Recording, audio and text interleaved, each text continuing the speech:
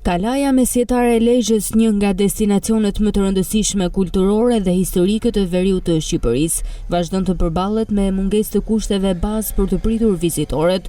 Rruga e ngushtë që të çon drejt këtij objekti e bën të pamundur ngjitjen e autobusëve turistik, duke kufizuar ndjeshëm çastjen për grupet e organizuara të turistëve, sidomos gjatë sezonit të verës kur fluksi është më i madh. Një tjetër shqetësim i ngritur është edhe mungesa e banjove publike në këtë sit arkeologjik, që ndikon drejt për drejt në përvojën e vizitorëve dhe në imazhin e destinacionit. Problematika është ngritur nga Drejtoria Rajonale e Trashëgimisë Kulturore në Shkodër, Amila Gjerezi, e cila kërkon më shumë vëmendje ndaj këtij aseti historik. Tualete për këtyre banjove kimike i kemi bërë dhe bashkisë me fjalë që mund të ishin që duhen aty në këtë ambientin brendshëm të parkut dhe gjëja më e rëndësishme është rruga. Është e pamujtë të kalojnë autobusat në kala.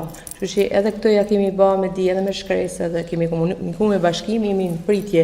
Shpresojmë që sa më parë të rregullohet aksesi rrugor që të lejojnë kalimin e autobusave në parkun arkeologjik Lezhë, që është e domosdoshme për turistat. Ndërkohë, për t'i dhënë më shumë zhvillim turizmit, Bashkia Lezhë ka kërkuar që asetet historike dhe kulturore përfshirë edhe kalan të administrohen nga pushteti vendor.